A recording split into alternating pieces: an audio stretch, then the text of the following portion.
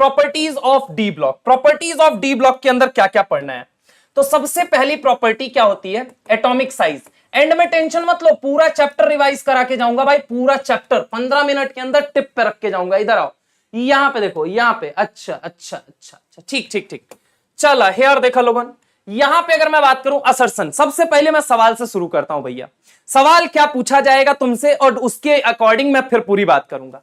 Assertion है D block metal या ion. D block का मेटल ले लो या आयन ले लो। पहले तो अंतर क्लियर करिए, मेटल क्या है, आयन क्या है। अरे मेटल बाबू ये होता है, मान लो मैं स्कैंडियम लेता हूं तो ये तो डी ब्लॉक का मेटल है, लेकिन मैं अगर स्कैंडियम +3 ले लेता हूं तो ये क्या हो जाता है, आयन हो जाता है। मान लो मैं जिंक लेता हूं तो ये डी ब्लॉक का मेटल कहा जाएगा, लेकिन अगर इसी के सर पे +2 का चार्ज लगा दे तो ये क्या बन जाएगा, बोलो जल्दी, ये क्या बन जाएगा, बोलो बोलो बोलो बोलो बोलो, ये क्या बन जाएगा, फटाफट मुझे बताइए। तो ये बन जाएगा आपका आयन बन जाएगा। तो मेटल और आयन के बीच अंतर समझ में आया? चलो बहुत बढ़िया, स्वाहा, ये बन गया मेटल, वहीं ये क्या बन गया, डी ब्लॉक का आयन। बहुत सुंदर बहुत सुंदर।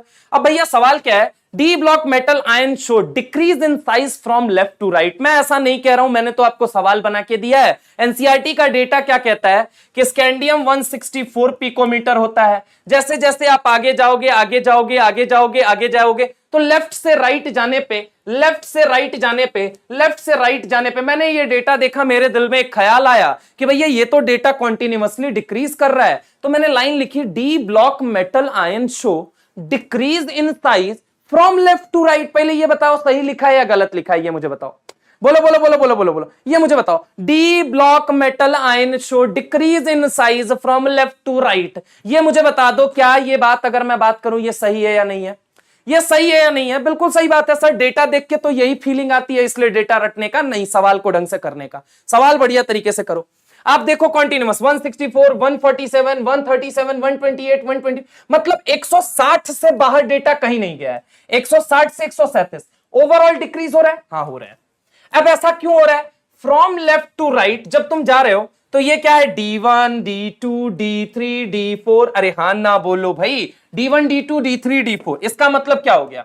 जब स्कैंडियम के लिए आप बात कर रहे थे, ये रहा 5 कटोरा, क्या रहा 5, एक D1 ये हो गया, D2 ये हो गया, D3 ये हो गया, D4 ये हो गया। मतलब ये स्कैंडियम, टाइटेनियम, वेनेडियम और क्रोमियम की कहानी है। देखो ढंग से, D1, D2, D3, D4, scandium, titanium, vanadium, chromium, पक्की बात है। From left to right Z increase by 1, अरे इसका एटॉमिक नंबर 21 था तो ये 22 हो गया। Z कितने से, एटॉमिक नंबर कितने से इंक्रीज हो रहा है, 1 से। 22 से 23, 23 से 24, 24 से 25, 25 से 26, 26 से 27, 27 से 28, 28 से 29, 29 से 30, यानी कि Z कितने से बढ़ रहा है भैया जी, 1 से बढ़ रहा है। कितने से बढ़ रहा है, 1 से। तो क्या लिख रहा है, from left to right Z increases by 1, बहुत बढ़िया।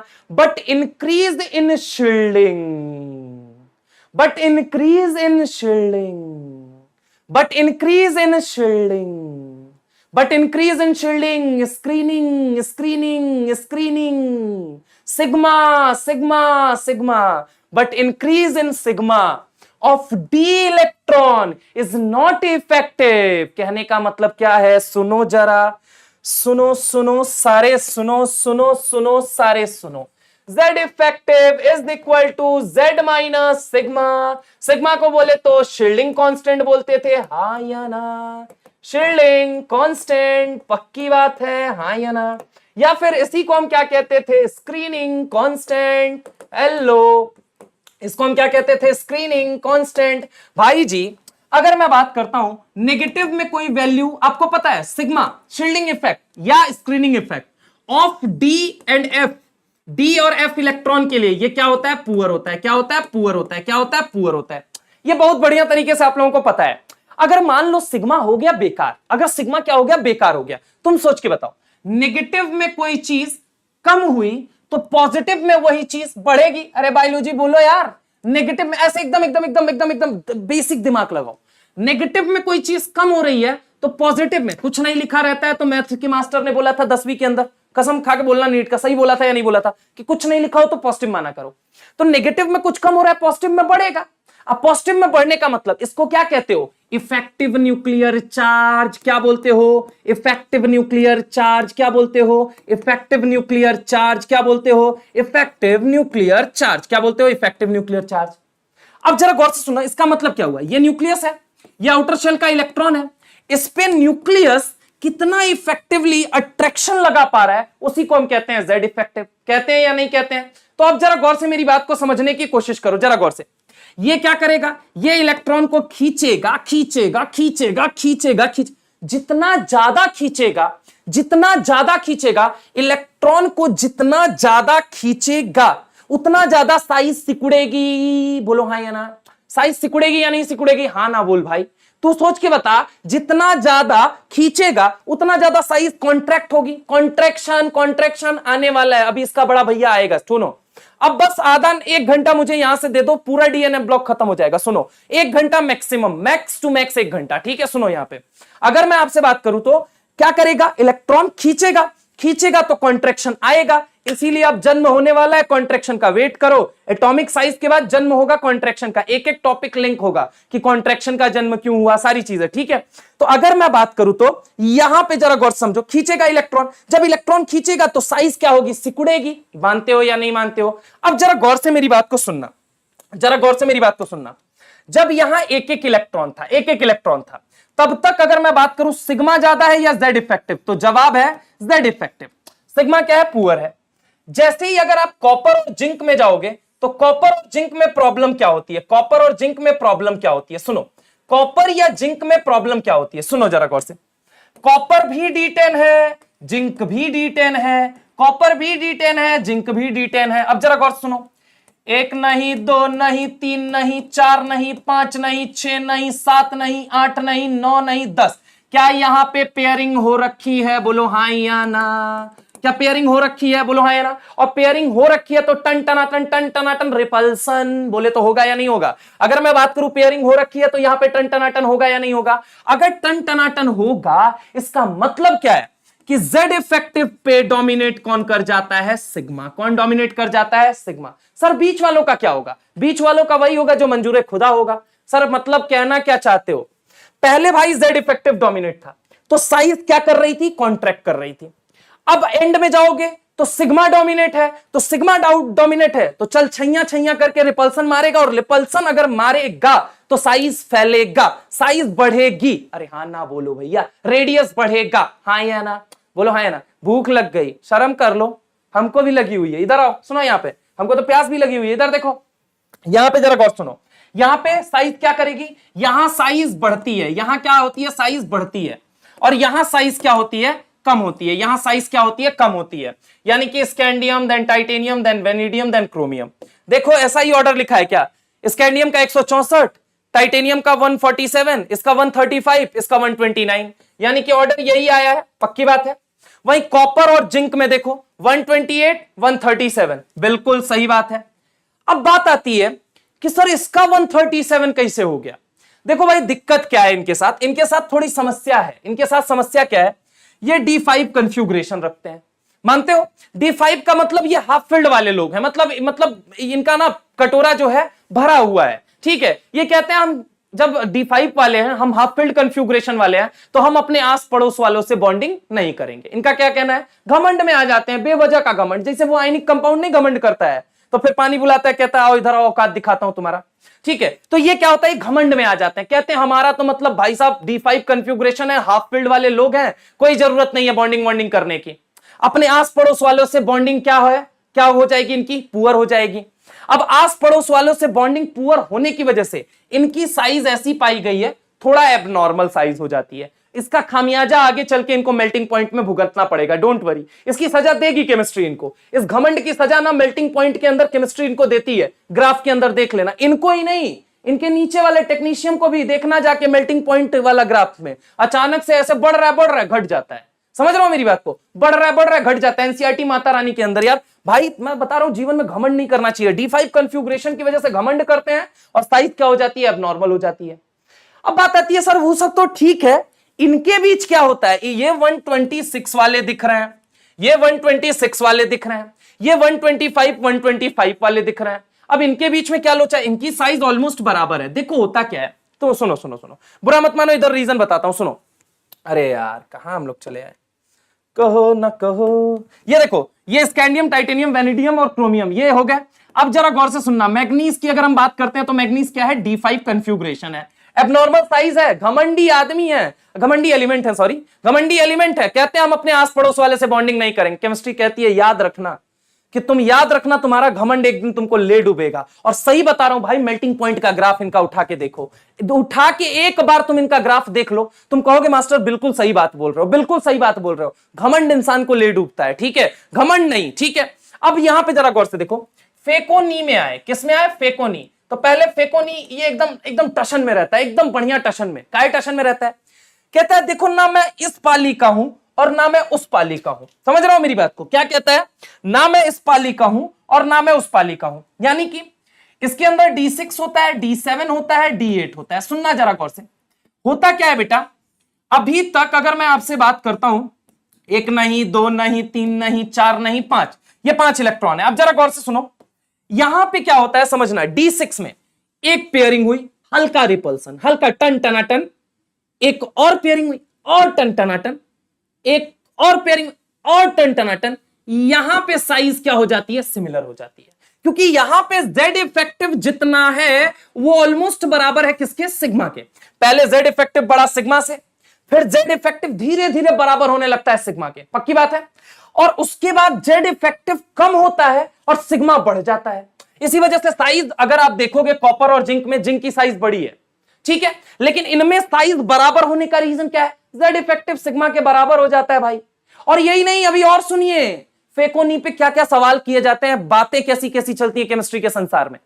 केमिस्ट्री के संसार में अगर तुम सुन लोगे कि फेकोनी के बारे में एग्जामिनर कैसी कैसी बातें करता है ना, तो तुम अपने कान बंद कर लोगे और अपने दिमाग में उस सारे ज्ञान को भर लोगे। समझ रहे हो मेरी बात को। अब क्या क्या पूछा जाता है, आइए वो बताता हूं। सबसे पहली चीज यहां पे देखिए, आप ओवरऑल देखिए, ओवरऑल ये नहीं कि हाँ थोड़ा बहुत बीच में मिसमैच है, एक दो लोगों को किनारे फेंकते हैं यार।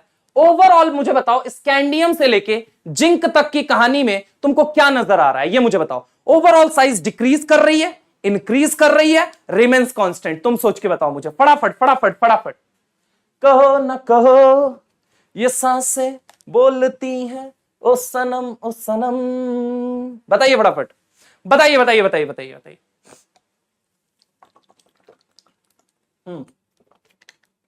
बताइए फटाफट, बताइए। डिक्रीज हो रही है। एनसीईआरटी माता रानी की लाइन एक और बोलता हूं, D block element show horizontal as well as vertical similarity in size.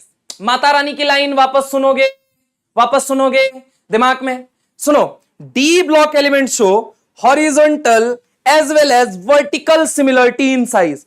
Master ये तो समझ में आया कि हॉरिजॉन्टल सिमिलरिटी तो नजर आई, वर्टिकल नहीं नजर आई। रुको बच्चा, आएगा, बस सुनो मेरी बात को। मैं तुम्हारी एनसीईआरटी के उस पॉइंट पे क्या करना चाहता हूं, वहां पे तुम्हारा बस दिमाग ले जाना चाहता हूं, ठीक है। एक मिनट एक मिनट एक मिनट,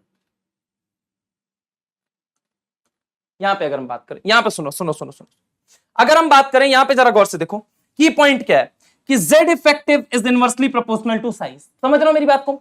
जैसे जैसे अगर आप देखोगे यहां पे Z इफेक्टिव ज्यादा है, इन चारों में Z इफेक्टिव ज्यादा है। जब Z इफेक्टिव ज्यादा है, यहां पे अगर मैं बात करूं कि Z इफेक्टिव जो है इनके अंदर, Z effective is greater than sigma, तो Z इफेक्टिव अगर ज्यादा है तो ये मुझे बताइए, Z इफेक्टिव ज्यादा है तो साइज क्या हो रही है, कम होती जा रही है। समझ रहे हो, जैसे जैसे Z इफेक्टिव बढ़ रहा है वैसे वैसे साइज कम हो रही है। अगर वहीं हम बात करें कि जैसे जैसे सिग्मा बढ़ रहा है Z इफेक्टिव पे, यानी कि स्क्रीनिंग इफेक्ट जैसे जैसे बढ़ रहा है, स्क्रीनिंग इफेक्ट का बढ़ना मतलब रिपल्सन का बढ़ना। और अगर रिपल्सन का बढ़ेगा, अगर रिपल्सन का बढ़ेगा, इसका मतलब क्या है, साइज फैलेगी, फैलेगा। समझ रहे हो मेरी बात को, हाँ या ना। अब यहां पे जरा गौर से देखो, अब यहां पे जरा गौर से देखो, फेकोनी के बारे में क्या कहा जाता है, सुनिए। कहा जाता है ये अपनी साइज की सिमिलरिटी होने की वजह से ये मरकरी के साथ रिएक्ट नहीं करते हैं। माता रानी की लाइन क्या है कि डी ब्लॉक एलिमेंट मरकरी के साथ रिएक्ट करके अमलगम बनाते हैं। क्या बोला मैंने, D block element, generally D block element, क्या बोलो बोलो बोलो, जनरली डी ब्लॉक एलिमेंट किसके साथ, मरकरी के साथ रिएक्ट करके क्या बनाते हैं, बोलो जल्दी, क्या बनाते हैं, बोलो जल्दी, क्या बनाते हैं, फटाफट बोलो, अमलगम बनाते हैं। लेकिन कहा जाता है फेकोनी, do not amalgamate, do not form amalgam. यानी कि सबसे पहली चीज अगर इनके बारे में बात की जाए तो केमिस्ट्री के संसार में इनकी कैसी कैसी बातें चलती हैं। पहली बात यह चलती है कि फेकोनी जो होता है, फेकोनी जो होता है, फेकोनी ये क्या करता है, बोलो जल्दी, ये क्या करता है, अमलगम नहीं बनाता है। पूरे डी ब्लॉक के एलिमेंट बनाते हैं लेकिन ये नहीं बनाता है, ये नहीं बनाता है, ये नहीं बनाता है। ठीक है, तो पहली चीज इनकी साइज सिमिलर है, similar in size, similar in size. ठीक है, पहली चीज ये साइज में सिमिलरिटी शो करते हैं। ठीक है, इसके अलावा अगर हम बात करें दे आर फेरोमैग्नेटिक, क्या होते हैं, फेरोमैग्नेटिक, क्या होते हैं, फेरोमैग्नेटिक होते हैं। ठीक है, इनकी मेल्टिंग पॉइंट ऑलमोस्ट सेम होती है, almost same, similar melting point. इनका मेल्टिंग पॉइंट क्या होता है, सिमिलर होता है, सिमिलर मेल्टिंग पॉइंट। ठीक है, और इसके अलावा do not react with mercury, do not react with mercury. Mata Rani ये चार बातें इनके बारे में करती हैं। Do not react with mercury मतलब मरकरी के साथ रिएक्ट करके ये अमलगम नहीं बनाता है। इन जनरल पूरे डी ब्लॉक के एलिमेंट, जितने डी ब्लॉक के एलिमेंट हैं वो मरकरी के साथ रिएक्ट करना पसंद करते हैं, लेकिन ये तीन भाई साहब ऐसे हैं जो कि रिएक्ट करना नहीं पसंद करते हैं। अब जरा गौर से यहां पे सुनो, यहां पे जरा गौर से सुनना, यहां पे जरा गौर से सुनना। पहली चीज सुनो, लाइन क्या है, in D block element show horizontal as well as vertical similarity. Sir हमें हॉरिजॉन्टल तो समझ में आया, लेफ्ट से राइट हम जब जा रहे हैं तो इसका रीजन समझ में आया कि इसका रीजन क्या है, ये क्यों मतलब यहां पे सिमिलरिटी शो कर रहा है साइज के अंदर। अगर मैं बात करूं कि क्योंकि सर आप शुरू में देखो अनपेयर्ड इलेक्ट्रॉन है, धीरे धीरे आगे करके पेयरिंग बढ़ रही है, पेयरिंग से रिपल्शन बढ़ेगा, रिपल्शन बढ़ेगा मतलब जेड इफेक्टिव कम होगा। जब तक पेयरिंग नहीं हो रही है तब तक रिपल्शन नहीं हो रहा है, तब तक जेड इफेक्टिव डोमिनेटेड है। इसी वजह से साइज क्या कर रही है, कॉन्ट्रैक्ट कर रही है। और इस कॉन्ट्रैक्शन को क्या नाम दे सर, ट्रांजिशन कॉन्ट्रैक्शन। क्या नाम दे, ट्रांजिशन कॉन्ट्रैक्शन। क्या नाम दे, ट्रांजिशन कॉन्ट्रैक्शन। क्या बोले, बोले बोले बोलो, ट्रांजिशन कॉन्ट्रैक्शन। इसको हम क्या बोल सकते हैं, ट्रांजिशन कॉन्ट्रैक्शन। ये जो इनकी साइज छोटी हुई है इसके पीछे रीजन क्या है, कॉन्टिन्यूअस ओवरऑल डिक्रीज हुआ है साइज में। इसके पीछे कारण क्या है, कारण पूछा जाएगा, बोला जाएगा कारण बताओ, आंसर दो, कारण बताओ, आंसर दो कि भैया स्कैंडियम से जिंक तक ओवरऑल साइज डिक्रीज कर रही है, ओवरऑल, बीच में एक दो को छोड़ दो, exceptions are not example bro. इधर सुनो, अगर मैं बात करूं स्कैंडियम से जिंक तक ओवरऑल साइज क्या कर रही है, डिक्रीज कर रही है, डिक्रीज कर रही है मतलब कॉन्ट्रैक्शन हो रहा है, कॉन्ट्रैक्शन। इस कॉन्ट्रैक्शन को क्या नाम दे, ट्रांजिशन कॉन्ट्रैक्शन। क्या नाम दे, कॉन्ट्रैक्शन, ट्रांजिशन कॉन्ट्रैक्शन। क्या, ट्रांजिशन कॉन्ट्रैक्शन। अब आइए सुनिए जरा गौर से, आप एनसीईआरटी माता रानी खोलिए, पहले तो आप बस इतना समझिए हॉरिजॉन्टल सिमिलरिटी है, वर्टिकल कैसे है छोड़ दो, अभी समझाते हैं, रुको, वेट करो, वेट करो। ठीक है, क्या लिखा है line, D block element show horizontal and vertical similarity in size, that's why most of them can form alloy. छोड़ दो अभी ये सारी बात, तुम तो बस ये बताओ कि हॉरिजॉन्टल सिमिलरिटी वाली बात समझ में आई, वर्टिकल भी समझ में आएगी। एनसीईआरटी माता रानी को आप खोलिए और उसके अंदर ग्राफ देखिए, 3D 4D और 5D का ग्राफ बनाया है। 4D और 5D का ग्राफ बहुत क्लोज होगा, देखना आप एनसीईआरटी खोल के, बहुत क्लोज होगा, समझ रहा हो मेरी बात को, बहुत क्लोज होगा। सर ये क्यों क्लोज होता है ये बता दीजिए। इसके लिए तुम्हें केमिस्ट्री की दुनिया में एक नए टॉपिक को जन्म देना पड़ेगा साहब। उस टॉपिक का नाम है नन अदर देन कॉन्ट्रैक्शन, यानी कि एटॉमिक साइज पहला टॉपिक था, दूसरा क्या है, कॉन्ट्रैक्शन। अब हम चलते हैं कॉन्ट्रैक्शन पे, थोड़ा सा आगे चल के हम डिस्कस करेंगे। वैसे उसके पहले ये कि फेकोनी हैव सिमिलर साइज, आपने देखा, ये फेरोमैग्नेटिक होता है। दूसरा सवाल एग्जामिनर ये पूछ सकता है, डू नॉट अमलगेट मतलब ये मरकरी के साथ रिएक्ट नहीं करते। मैं लिख देता हूं, मैं यहां लिख देता हूं, मैं यहां लिख देता हूं, generally D block element, generally D block element, generally D block element react with mercury, generally D block element react with mercury to amalgamate, to amalgamate, amalgamate मतलब अमलगम बनाना। ठीक है, अमलगम बनता है। ठीक है, अगर हम बात करें कोई अगर मान लो जैसे कि Hg के साथ कोई अगर डी ब्लॉक एलिमेंट रिएक्ट कर रहा है, डी ब्लॉक एलिमेंट अगर किसके साथ, मरकरी के साथ रिएक्ट कर रहा है, तो यहां पे क्या बनने वाला है, अमलगम। क्या बनने वाला है, अमलगम। क्या बनने वाला है, अमलगम, पक्की बात है। लेकिन अगर हम बात करें कौन नहीं बनाता है, तो वो फेकोनी नहीं बनाता है, except, except, except, except, except, यहां लिख दे रहा हूं, एक्सेप्ट फेकोनी, एक्सेप्ट फेकोनी, एक्सेप्ट फेकोनी, एक्सेप्ट फेकोनी। अब इसी के तर्ज पे ये बात जिस बच्चे को समझ में आ गई, एक सवाल असर्शन रीजन का फेंकता हूं एनसीईआरटी से, सॉल्व करके बताइएगा। सुनिए जरा गौर से, यहां पे यहां पे सवाल ये है, असर्शन रीजन मान लीजिए आपसे ये पूछ लिया गया, mercury is transported in the container made up of iron. कहा जाता है कि थर्मामीटर को लेके आप एरोप्लेन में भी नहीं जा सकते क्योंकि अल्युमिनियम का है और वो तो रिएक्ट कर जाएगा, रिएक्ट करके अमलगेट कर जाएगा, अमलगेट कर जाएगा तो उसमें छेद हो जाएगा, छेद हो जाएगा तो पता चला एरोप्लेन का मतलब नाश हो गया। तो बेहतर यह है कि मरकरी को फिर किसमें ट्रांसपोर्ट करें, तो बताइए, mercury is transported in container made up of iron. Reason में लिखा Fe do not amalgamate with mercury. क्या ये बात समझ में आई? असर्शन रीजन पूछा जा सकता है, बोलो हाँ या ना। यानी कि both assertion and reason are true, both assertion and reason are true and reason is correct explanation for assertion, reason is correct explanation for assertion. क्या भैया जी याद रखोगे कि फेकोनी जो होता है वो अमलगेट नहीं करता है।